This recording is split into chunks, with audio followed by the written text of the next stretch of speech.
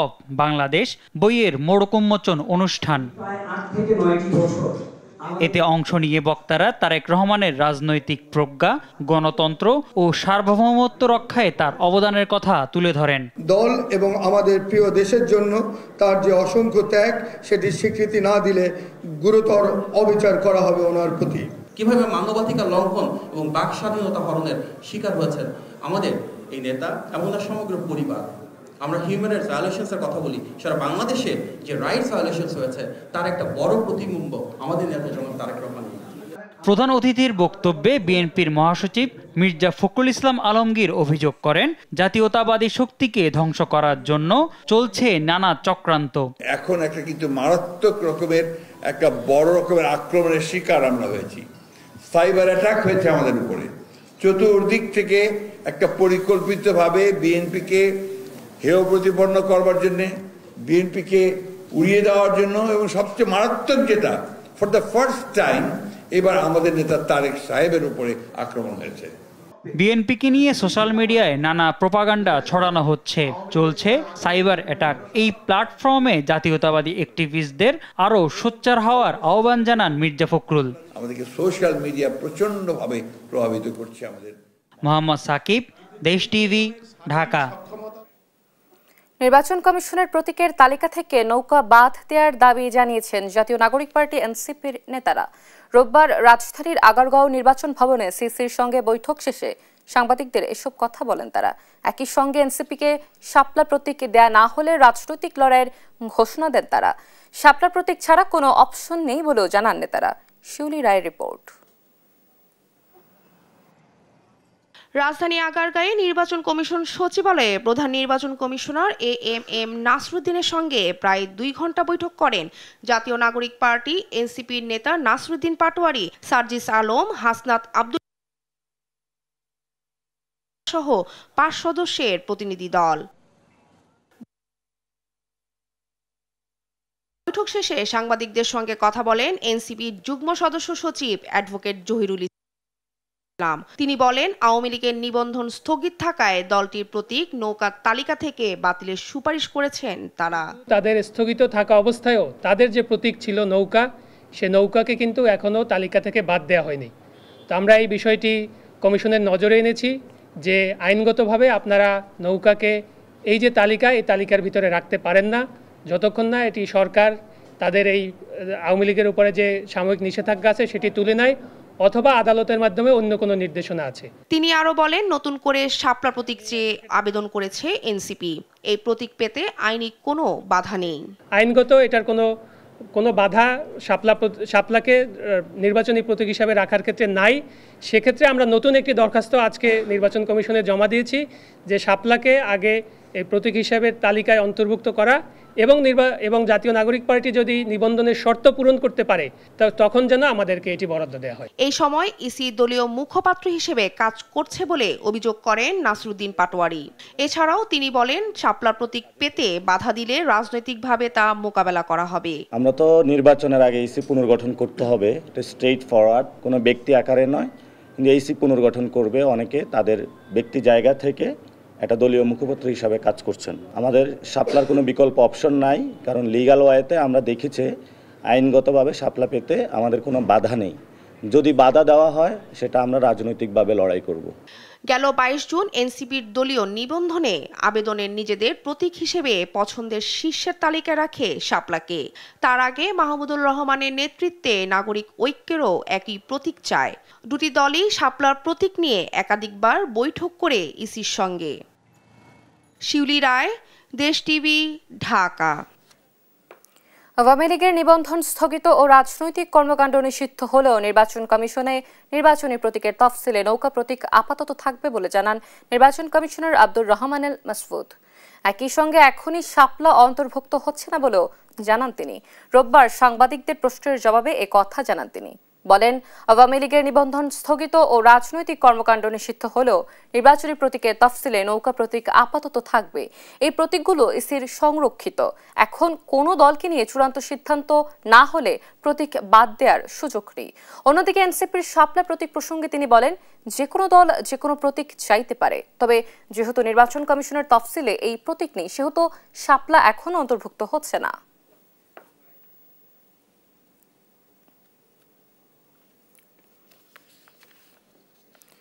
হত্যার রাজনীতি বাংলাদেশে চলবে না বলে মন্তব্য করেছেন জাতীয় নাগরিক পার্টি এনসিপির আহ্বায়ক নাহিদ ইসলাম।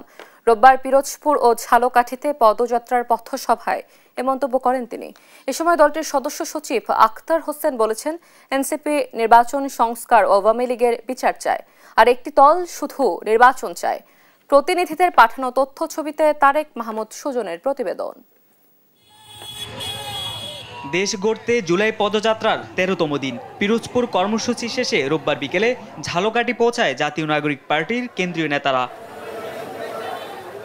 জেলার ফায়ার সার্ভিসের সামনে থেকে শুরু হয় এনসিপির পদযাত্রা। সেখান থেকে শহরের প্রধান সড়ক প্রদক্ষিণ শেষে ইসলামী ব্যাংকের সামনে এক সংক্ষিপ্ত সমাবেশে মিলিত হয় দলের নেতাকর্মীরা। প্রত্যেকটা কর্ম রাস্তাঘাট যেখানে দোকানপাট সবখানে আজকে চাঁদাবাজির মহড়া তৈরি হচ্ছে। কোনো চাঁদাবাজের রাজনীতি আমরা দেখতে চাই না। বাংলাদেশের রাজনীতি এমন হবে যেখানে মানুষের নাগরিক অধিকার থাকবে। এ সময় দলের সদস্য সচিব আখতার হোসেন বলেন, এনসিপি নির্বাচন সংস্কার ও আওয়ামী লীগের বিচার চায়, আর একটি দল চায় শুধু নির্বাচন। একটি দল বলে সংস্কার লাগবে না, বিচার লাগবে না, নির্বাচন দিয়ে দাও। আমরাও বলি আপনারা চান একটা জিনিস, শুধু নির্বাচন। আমরা আপনাদের থেকে 3 গুণ চাই, বিচার, সংস্কার এবং নির্বাচন। সমাবেশে এনসিপির আহ্বায়ক নাহিদ ইসলাম বলেন, পুরনো রাজনৈতিক বন্দোবস্ত বাতিল করে নতুন রাজনৈতিক বন্দোবস্ত প্রতিষ্ঠায় রাজপথে থাকবে এনসিপি। যারা জনগণের বিরুদ্ধে দাঁড়ায় তাদের সাথে এনসিপির ঐক্য করার কোনো সম্ভাবনা নেই বলেও জানান তিনি। আমরা দেশের ভিতরে বিভাজন চাই না, মতপার্থক্য থাকবে, প্রতিদ্বন্দ্বিতা থাকবে, কিন্তু দেশের স্বার্থে সবাই ঐক্যবদ্ধ হবে, এটাই ছিল আমাদের প্রত্যাশা। কিন্তু যদি জনগণের বিরুদ্ধে কেউ দাঁড়ায় তাহলে তার সাথে ঐক্য করা কোনো সম্ভব নয়। এর আগে দুপুরে বৈরী আবহাওয়া উপেক্ষা করে পিরোজপুরে পথসভা করে দলটি। এ সময় এনসিপির আহ্বায়ক নাহিদ ইসলাম বলেন, গণঅভ্যুত্থানের পরও চাঁদাবাজ, দখলবাজদের অত্যাচারে অতিষ্ঠ ব্যবসায়ীরা। সংস্কার, বিচার এবং নতুন সংবিধানের মাধ্যমে দেশকে পুনর্গঠনের আশা প্রকাশ করেন নাহিদ ইসলাম। আমাদের সেই আহ্বানে সবাই সাড়া দেয় নাই। কেউ কেউ শুধু ক্ষমতা চাইছে, শুধু দ্রুত নির্বাচন চাইছে, সংস্কার তাদের কাছে গুরুত্বপূর্ণ মনে হয় নাই। কিন্তু আমরা বলছি সংস্কার লাগবে এবং আওয়ামী লীগের বিচার লাগবে এবং একটা নতুন সংবিধান লাগবে। দুর্নীতি, বৈষম্য ও চাঁদাবাজির বিরুদ্ধে এনসিপি কঠোর অবস্থানে থাকবে বলেও জানান দলের নেতাকর্মীরা। তারেক মাহমুদ সুজন, নিউজ ডেস্ক, দেশ টিভি। ব্যবসায়ী সোহাগ হত্যায় থমথমে অবস্থা পুরান ঢাকার মিডফোর্ড এলাকায়। নিরাপত্তা সংকটের কথা বলে হাসপাতালে শাটডাউন ঘোষণা করেছে শিক্ষার্থীরা। এদিকে ব্যবসায়ীকে হত্যার ঘটনায় এখন পর্যন্ত 7 জনকে গ্রেপ্তার করেছে আইন শৃঙ্খলা বাহিনী। এদের মধ্যে আলমগীর ও মনিরকে 4 দিন করে রিমান্ড মঞ্জুর করেছে আদালত। বিচার বিভাগীয় তদন্ত চেয়ে হাইকোর্টে রিট আবেদনও হয়েছে। তন্দ্রা তারুণ্যের রিপোর্ট। ব্যবসায়ী সোহাগ হত্যাকাণ্ডের পর রাজধানীর পুরান ঢাকার মিডফোর্ড এলাকায় এখনও আতঙ্ক কাটেনি। হাসপাতালে নিরাপত্তাহীনতায় ভুগছে শিক্ষার্থীরা। এ নিয়ে বিক্ষোভ করে হাসপাতাল শাটডাউন করার ঘোষণা দেন তারা। রোববার সকালে মিডফোর্ড হাসপাতালের সামনে অবৈধ স্থাপনা উচ্ছেদ করেছে লালবাগ বিভাগের ট্রাফিক পুলিশ। মেডিকেলের শিক্ষার্থীদের নিরাপত্তায় এই উদ্যোগ নেওয়া হয়। সেই সঙ্গে হাসপাতালের 2 নম্বর গেট এখন থেকে বন্ধ থাকবে। এদিকে সোহাগ হত্যার ঘটনায় গ্রেপ্তার অভিযান অব্যাহত রেখেছে পুলিশ। রাজীব ও সজীব নামের 2 জনকে নেত্রকোনা থেকে গ্রেপ্তার করে ডিবি। পরে তাদের কোতোয়ালি থানায় হস্তান্তর করা হয়। এ নিয়ে মোট 7 জনকে গ্রেপ্তার করেছে আইন শৃঙ্খলা বাহিনী। ব্যবসায়ী সোহাগ হত্যার ঘটনা তদন্তে উচ্চ ক্ষমতা সম্পন্ন বিচারিক কমিশন গঠনের নির্দেশনা চেয়ে রিট করা হয়েছে। সুপ্রিম কোর্টের আইনজীবী ইউনুস আলী আকন্দ হাইকোর্টের সংশ্লিষ্ট শাখায় এই রিট করেন। সারা দেশে চাঁদাবাজি বন্ধ ও হত্যার বিচারের দাবিতে বিক্ষোভ করেছে ঢাকা কলেজের শিক্ষার্থীরা। ক্যাম্পাসের মূল ফটকের সামনে থেকে মিছিল নিয়ে বের হয়ে সায়েন্স ল্যাব ঘুরে আবারও একই স্থানে এসে যা শেষ হয়। বাংলাদেশের মাটিতে হবে না। ছাত্র সমাজের কাছে কোনো অন্যায়ের ঠাঁই নাই নাই নাই। ছাত্র জনতা কোনো রাজনৈতিক দলকে ভয় পায় না। আমরা কোনো রাজনৈতিক দলকে ভয় পাই না। এখনো সময় আছে। যারা দেশ অরাজকতা শুরু করেছে সেটা যে দলই হোক, বিএনপি, শিবির, এনসিপি, আপনারা ভীত হন। আপনার ইতিহাস থেকে ভীত হন। এছাড়াও দেশের সমসাময়িক বিষয়ে আনসার সদর দপ্তরে সংবাদ সম্মেলন করেন বাহিনীর মহাপরিচালক মেজর জেনারেল আব্দুল মোতালেব সাজ্জাদ মাহমুদ। সোহাগ হত্যার বিষয় বলেন, হত্যাকাণ্ডের সময় ওই এলাকায় কোনো আনসার সদস্য ডিউটিতে ছিলেন না। ওখানে আমাদের আনসারের তো কোনো ব্যত্যয়ের কোনো সুযোগই নাই। আমি ওখানে ডিউটি নাই, how can I make someone responsible? And it is not area defence. আমি যেটা বললাম, এরিয়া প্রোটেকশন তো না। It is not area protection, it goes based on the roster, যে কে কোথায় দাঁড়াবে এটা পুরো হাসপাতালে ডিউটি রোস্টারে ফিক্স করা আছে। আমাদের গেটে ছিল 2টা পর্যন্ত ডিউটি, ঘটনা হয়েছে বিকালে 5টার পরে। ওই সময় তো ওই জায়গায় নাই লোক। Then how can you make a ব্যত্যয়? How can you make a someone responsible? Anyone who is with the uniform supposed to react. But সেই রিয়াকশনের তো সুযোগ আলটিমেটলি পায় নাই, কারণ পাশেই সে যখন চলে গেছে হসপিটালের ডিরেক্টর বলছে ওকে ফরগেট ইট, বিকজ এই ধরনের ঘটনা তো ওনারা আগে দেখছে। আনসারকে শাড়ি ও চুরি দেওয়ার বিষয় নিয়েও মন্তব্য করেন তিনি। তন্দ্রা তারুণ্য, দেশ টিভি, ঢাকা। শেরপুরের ঝিনাইগাতিতে মাইক্রোবাসের চাপায় 2 শিক্ষার্থীর মৃত্যু হয়েছে, গুরুতর আহত হয়েছেন আরও 1 জন। রোববার সন্ধ্যায় উপজেলার বড় রাংটি এলাকায় এই দুর্ঘটনা ঘটে। নিহত ও আহত 3 ছাত্রই দেওয়ানিপাড়া এলাকার বাসিন্দা এবং স্থানীয় মার্কাজুত তাকওয়া মাদ্রাসার হেফজ বিভাগের শিক্ষার্থী। প্রত্যক্ষদর্শীরা জানায়, মাদ্রাসা ছুটির পর বাড়িতে যাওয়ার সময় বিপরীত দিক থেকে বেপরোয়া গতিতে আসা একটি মাইক্রোবাস নিয়ন্ত্রণ হারিয়ে তাদের ওপর উঠিয়ে দিলে 3 শিক্ষার্থী গুরুতর আহত হয়। স্থানীয়রা তাদেরকে দ্রুত উদ্ধার করে জেলা সদর হাসপাতালে নিয়ে গেলে সাকিবুল ও জাকারিয়াকে মৃত ঘোষণা করেন চিকিৎসক।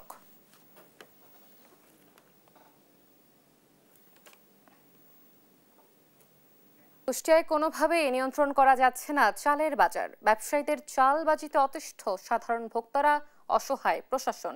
মৌসুমে চালের দাম সামান্য কমলেও মৌসুম শেষ হতে না হতেই বেড়েছে কয়েক গুণ। কৃত্রিম সংকট সৃষ্টির মাধ্যমে ভোক্তাদের জিম্মি করে অস্বাভাবিক মুনাফা লুটছেন চাল ব্যবসায়ীরা। প্রশাসনের অভিযানেও মিলছে না কোনো সুফল। ইরফান রানার ক্যামেরায় কুষ্টিয়া থেকে নাহিদ হাসান তিতাসের রিপোর্ট। কুষ্টিয়ার বাজারগুলোতে সব ধরনের চালের দাম কেজি প্রতি কমে যায় 2 থেকে 4 টাকা পর্যন্ত। পুরো বড় মৌসুম জুড়েই বাজারে চালের দাম অনেকটাই স্বাভাবিক ছিল।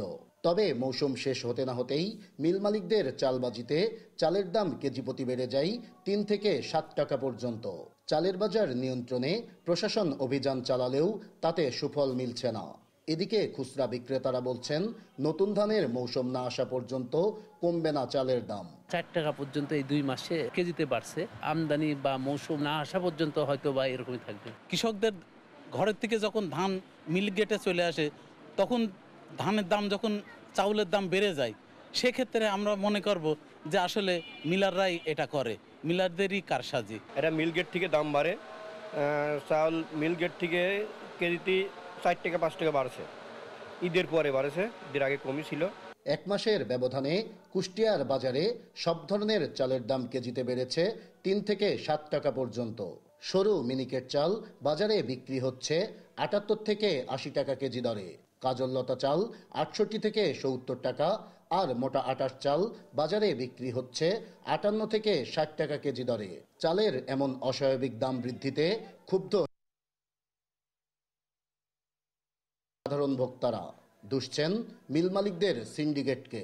1 কেজি মিনিকেটের দাম বর্তমান 75 টাকা। আপনি যদি নিচে আসেন 28 বাজারে পাবেন না, 28 খাওয়ার মতো না, মোটা সেটা 65-70 টাকা কেজি। তা আমরা সাধারণ মানুষ, আমরা খেটে খাওয়া মানুষ, আমাদের জন্য একটা অসহনীয় ব্যাপার। সরকার কোনোভাবেই চাউলের বাজার নিয়ন্ত্রণ করতে পারছে না। কোনো জিনিসের অভাব ঘাটতি নাই এই দেশে। চাউল 500 ব্যাগ দরকার, আপনার 1 ঘন্টার বাদ পৌঁছা দিয়ে আসবে, তাই খালি কয় টাকা বেশি। তো এই দেশের শাসন পদ্ধতিটা ভালো। মিল মালিকদের দাবি, বৃষ্টির কারণে সংকট দেখা দিয়াই বেড়েছে ধানের দাম। এতে উৎপাদন খরচ বেশি হওয়ায় বেড়েছে চালের দামও। আসলে আজকের থেকে না, ঈদের 15 দিন আগের থেকে ধানের দাম বৃদ্ধি হওয়ার ফলে ঈদের পরবর্তী সময়ে কিছুটা চালের দাম বৃদ্ধি পেয়েছে। চলমান প্রক্রিয়ার মধ্যেই বাজারের যে ধানের বাজার যে বৃদ্ধি হয়েছে, চালের বাজার 1 টাকা কেজিতে বাড়ছে। আর বাজার তদারকির দায়িত্বে থাকা কর্মকর্তারা বলছেন, অতিরিক্ত চাল মজুদের জরিমানা করা হয়েছে বেশ কিছু মিল মালিককে। বাজারে চালের দাম নিয়ন্ত্রণে নিয়মিতই অভিযান পরিচালনা করছেন তারা। পূর্বে যে 2-3 বার আমরা নিয়ন্ত্রণ করেছি, এটা আমরা অচিরেই নিয়ন্ত্রণ করবো, আরও 4 টাকা কমাইতে বাধ্য করব। না করলে ওই কোম্পানির বিরুদ্ধে আমরা প্রয়োজনে যে চাল যেমন আটকায় রাখছি ওরকম আটকায় রেখে ওপেন সেল করে দিই। কৃত্রিম সংকট সৃষ্টির মাধ্যমে ভোক্তাদের জিম্মি করে অস্বাভাবিক মুনাফা লুটছেন চাল ব্যবসায়ীরা। তাই চালের বাজার নিয়ন্ত্রণে ব্যবসায়ী সিন্ডিকেট ভাঙার তাগিদ সাধারণ ভোক্তাদের। নাইদা সান্তিতাস, দেশ টিভি, কুষ্টিয়া। পরিষ্কার পরিচ্ছন্ন আর প্রশস্ত সড়কের জন্য রাজশাহীর সুনাম ছিল দেশ জুড়ে, কিন্তু নির্মাণের বছর না ঘুরতেই সেই সড়ক খানাখন্দে ভরা। বৃষ্টি হলে পানি জমে সড়কের উপরেই যেন তৈরি হচ্ছে ছোট ছোট পুকুর। প্রায়ই ঘটছে দুর্ঘটনা। নিম্নমানের কাজের অভিযোগ নাগরিকদের। কাজী শাহেদের প্রতিবেদন। মাত্র 1 বছর আগেই রাজশাহীর সড়কগুলো নির্মাণ করা হয়। প্রশস্ত সড়কের সুনাম ছড়িয়ে পড়ে দেশ জুড়ে, কিন্তু বছর না ঘুরতেই সেই সড়ক খানাখন্দে ভরা। খাট থেকে তাহলে গাড়িগুলো ব্রেক মারতে সমস্যা হয়। আমরা খুব কষ্টের মধ্যে আছি, কারণ গাড়ি থেকে যাত্রী পড়ে যায়, গাড়ি নষ্ট হয়ে যায়। কিছুক্ষণ আগে আমরা আসার সময় একটা দেখলাম দুর্ঘটনা ঘটছে। তো রাস্তাটা যদি ভালো থাকতো দুর্ঘটনাটা নাও হতে পারতো। সবসময় আমরা টেনশনে থাকি যে কখন এটার হবে, দুর্ঘটনা ঘটবে। নির্মাণের কিছুদিনের মধ্যেই সড়কগুলো চলাচলের অনুপযোগী হয়ে পড়ে। তারপরও সিটি কর্পোরেশনের পক্ষ থেকে সংস্কারের কোনো উদ্যোগ নেই। সড়ক নির্মাণে নিম্নমানের সামগ্রী সহ কাজের মান নিয়েও প্রশ্ন তুলেছেন এলাকাবাসী। রাস্তাঘাট যদি আজকে ঠিক করে পরশুদিনে ভেঙে যায়। নিম্নমানের কাজের কারণে এসব হচ্ছে। কাজ করেছে 2 নম্বর কাজ, কাজের কোনো ফিনিশিং নাই, কিছু নাই। রক্ষণাবেক্ষণের অভাবে খানাখন্দের সৃষ্টি হয়েছে। মাঠ পর্যায়ে জরিপ শেষে সংস্কার কাজের দরপত্র আহ্বান করা হবে বলে জানিয়েছে সিটি কর্পোরেশন। আমরা উদ্যোগ নিয়েছি শহরের মহাসড়ক এবং যেগুলি হচ্ছে যে শাখা সড়ক আছে, সেই সড়কগুলি যেগুলো খানাখন্দ হয়েছে সেগুলোর একটা আমরা প্যাকেজ আকারে টেন্ডারে যাব। এটা আগস্ট ফার্স্ট উইকে টেন্ডার পাবলিশ হবে। সুশাসন বিশ্লেষকরা বলছেন, নিম্নমানের উপকরণের কারণেই সড়কগুলোর এমন হাল। ঠিকাদার ও প্রকৌশলী দুপক্ষই দায়ী এজন্য। একবার ঠিক করা হয়েছিল, সব খানাখন্দে ভরা হয়ে গেছে। তো এটা কেন হয়েছে? এখানে নিশ্চয়ই উপরগুলো ঠিক মতো দেওয়া হয় নাই। যে ঠিকাদারি প্রতিষ্ঠান ছিল তারা নিশ্চয়ই কারো পছন্দের ছিল। হ্যাঁ, তো সেক্ষেত্রে এখানে এই কারণে এখানে যে পরিমাণ যে উপাদানে ম্যাটেরিয়ালগুলো উপকরণ দেওয়ার কথা ছিল, অবশ্যই এখানে ঘাটতি আছে। সব রাস্তাই কিন্তু একবারে নষ্ট হয়ে গেছে, মানুষের চলাচল একবারে অচল হয়ে পড়েছে। এই প্রকল্পের কাজ যাদেরকে দিয়েছিল সংশ্লিষ্ট কর্মকর্তা, ইঞ্জিনিয়ার এবং ঠিকাদার যৌথভাবেই অপরাধী এবং তাদেরকে আইনের আওতায় নিয়ে এসে শাস্তির ব্যবস্থা করা। দুর্ঘটনা ও জনভোগান্তি কমাতে দ্রুতই সড়কগুলো সংস্কারের দাবি নগরবাসীর। কাজী শাহেদ, দেশ টিভি, রাজশাহী। শিল্পাঞ্চল নারায়ণগঞ্জে দূষিত বাতাসে দুর্বিষহ জনজীবন এখন স্বাস্থ্য ঝুঁকিতে। বায়ু দূষণের ফলে শহরের ভারসাম্য নষ্ট হওয়ায় নতুন করে বনায়নের উদ্যোগ নেয় জেলা প্রশাসন। সবুজ নগরী গড়ে তুলতে এরই মধ্যে রোপণ করা হয়েছে 1 লাখ গাছ। সহকর্মী বিল্লাল হোসেনের পাঠানো তথ্যছবিতে টুম্পা আফরোজের রিপোর্ট। শিল্পনগরী নারায়ণগঞ্জে বাতাসে কার্বন ডাইঅক্সাইডের পরিমাণ বেড়ে যাওয়ায় বায়ু দূষণের ফলে শহরের পরিবেশের ভারসাম্য নষ্ট হওয়ায় বনায়নের উদ্যোগ নেন জেলা প্রশাসক মোহাম্মদ জাহিদুল ইসলাম মিয়া। সে লক্ষ্যে নারায়ণগঞ্জ হবে সবুজে ঘেরা, প্রাচ্যের ড্যান্ডি হবে বিশ্বসেরা এই স্লোগান নিয়ে গ্রিন অ্যান্ড ক্লিন নারায়ণগঞ্জ কর্মসূচির আওতায় 1 লাখ গাছ রোপণ কর্মসূচি শুরু করে জেলা প্রশাসন। বন ও পরিবেশ অধিদপ্তর সহ বিভিন্ন মন্ত্রণালয়ের উপদেষ্টা এবং ঊর্ধ্বতন কর্মকর্তাদের সহযোগিতায় 60 দিনে 176 কিলোমিটার দীর্ঘ রাস্তা জুড়ে রোপণ করা হয় ফলজ, বনজ, ঔষধি সহ বিভিন্ন দেশি বিদেশি গাছ। এছাড়া থানা, হাসপাতাল, সরকারি প্রতিষ্ঠান, শিক্ষা প্রতিষ্ঠান সহ বিভিন্ন স্থানে করা হয়েছে গাছ রোপণ। এ কর্মসূচির পাশাপাশি জলাবদ্ধতা নিরসনে, খাল পরিষ্কার এবং যানজট নিরসনে নতুন করে পদক্ষেপ নেওয়া হবে বলেও জানান জেলা প্রশাসক। এই শহরটাকে যদি আমরা আগামী প্রজন্মের জন্য যদি ধরে রাখতে চাই, বসবাস উপযোগী করতে চাই, তাহলে সবুজায়নের বিকল্প নাই। এবং এই শহরে যে সমস্যাগুলো ছিল, যানজট একটি সমস্যা এবং অপরিচ্ছন্নতা একটি বড় সমস্যা, সুতরাং এইগুলোকে কেন্দ্র করেই আমি নাম দিলাম যে গ্রিন অ্যান্ড ক্লিন নারায়ণগঞ্জ। রোপণকৃত গাছ রক্ষায় যথাযথ পরিচর্যা ও রক্ষণাবেক্ষণের দাবি জানান নাগরিক সমাজের প্রতিনিধিরা। নতুন উদ্যোগ নেওয়া হয়েছে, এখন গাছ রোপণ করা হয়েছে, হয়তো কিছুদিন পরে এটার ফলাফল আমরা দেখতে পাবো। প্রাকৃতিক পরিবেশকে প্রাকৃতিক রাখা হয় এবং সেই ক্ষেত্রে গাছের ভূমিকা সবচাইতে বেশি, এবং বাংলাদেশে দেরিতে হলেও এই ধারণাটা শুরু হয়েছে মানুষের ভিতরে যে সুন্দর একটা শহর, ক্লিন অ্যান্ড ক্লিয়ার একটা নারায়ণগঞ্জ সিটি হবে। পাড়া মহল্লার বৃক্ষরোপণে এগিয়ে এসেছেন রাজনৈতিক দলের নেতারাও। এ উদ্যোগের মাধ্যমে দূষণমুক্ত হয়ে সবুজে ঘেরা নগর হয়ে উঠবে নারায়ণগঞ্জ, এমন প্রত্যাশা সবার। ফারজানা আফরোজ টুম্পা, নিউজ ডেস্ক, দেশ টিভি।